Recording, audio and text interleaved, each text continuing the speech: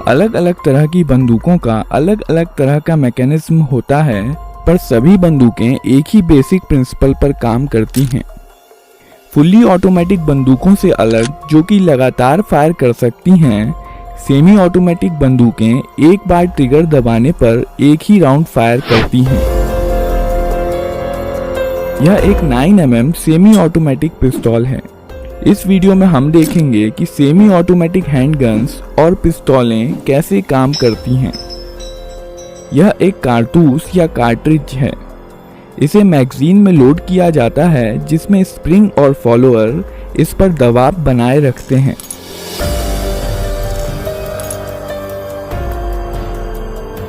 Magazine का design कुछ इस प्रकार का होता है कि कारतूस आगे स्लाइड होकर ही बाहर आ सकता है।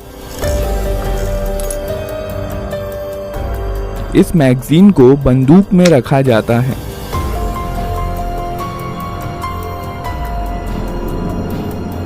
यहाँ पर बंदूक के अंदर के महत्वपूर्ण पार्ट्स दिखाए गए हैं। बंदूक को पहली बार फायर करने के लिए रिकॉइल स्प्रिंग के अगेंस्ट स्लाइडर को हाथ से पीछे खींचा जाता है। इसके कारण कई चीजें एक साथ होती हैं जिन्हें हम एक एक करके देखेंगे। स्लाइडर के मूवमेंट के कारण हैमर पीछे आता है। यह हैमर स्टड के जरिए मेन स्प्रिंग से जुड़ा होता है और इसलिए मेन स्प्रिंग को दबा देता है।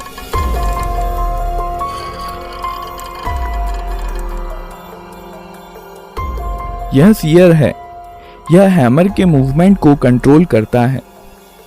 जब स्लाइडर पीछे जाता है तब सीयर लीफ स्प्रिंग के दबाव में हैमर के साथ एंगेज हो जाता है और हैमर को वापस जाने से रोकता है।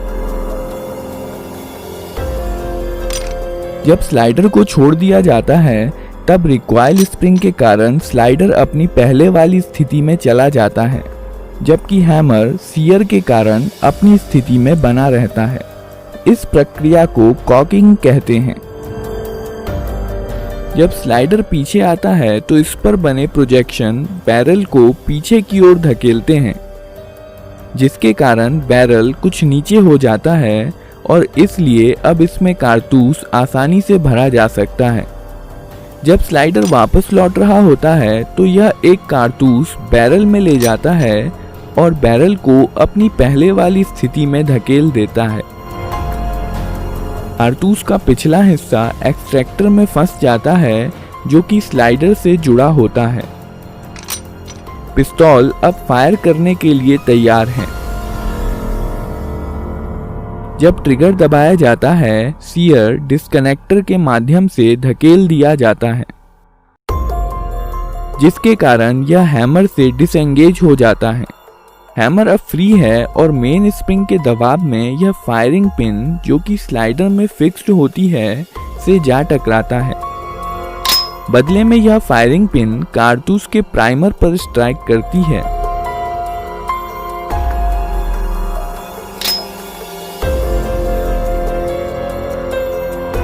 प्राइमर में इम्पैक्ट सेंसिटिव एक्सप्लोजिव होता है जो फायरिंग पिन के टकराने की वजह से जल जाता है। इसके कारण कारतूस में रखे पाउडर में आग लग जाती है, जिसकी वजह से बहुत सारी गैसेस पैदा होती हैं और इस प्रकार बुलेट के पीछे की जगह बेहद हाई प्रेशर गैसों से भर जाती है। इसलिए बुलेट पर पीछे से बल लगता है, जिसके कारण बुलेट बहुत तेज गति के साथ बैरल से बाहर निकलती है। बुलेट के बाहर आ जाने पर यह गैसेस एटमॉस्फेयर में चली जाती हैं और अब यह बुलेट पर कोई बल नहीं लगाती हैं और बुलेट अपने मोमेंटम के कारण आगे बढ़ती जाती हैं।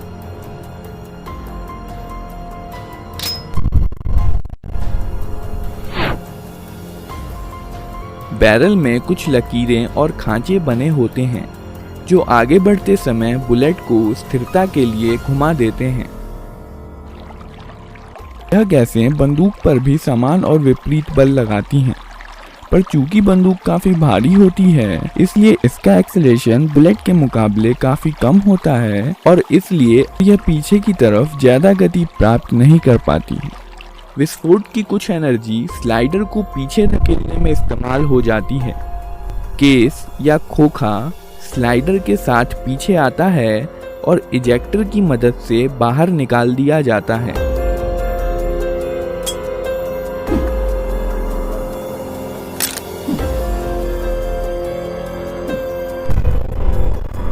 साथ ही साथ स्लाइडर हैमर को पीछे धकेलता है और बंदूक को अपने आप रिलोड भी कर देता है। और अब बंदूक अगला राउंड फायर करने के लिए तैयार है। ट्रिगर दबाने पर सीधे सीयर पर धक्का नहीं लगता है। सीयर डिस्कनेक्टर की मदद से धकेला जाता है। जब स्लाइडर पीछे की तरफ जाता है तो इस पर बने स्लॉट की मदद से यह डिस्कनेक्टर को नीचे की तरफ खिसका देता है। अब ट्रिगर और सीयर अलग हो गए हैं और इसलिए ट्रिगर दबे होने पर भी सीयर हैमर के साथ एंगेज हो सकता है।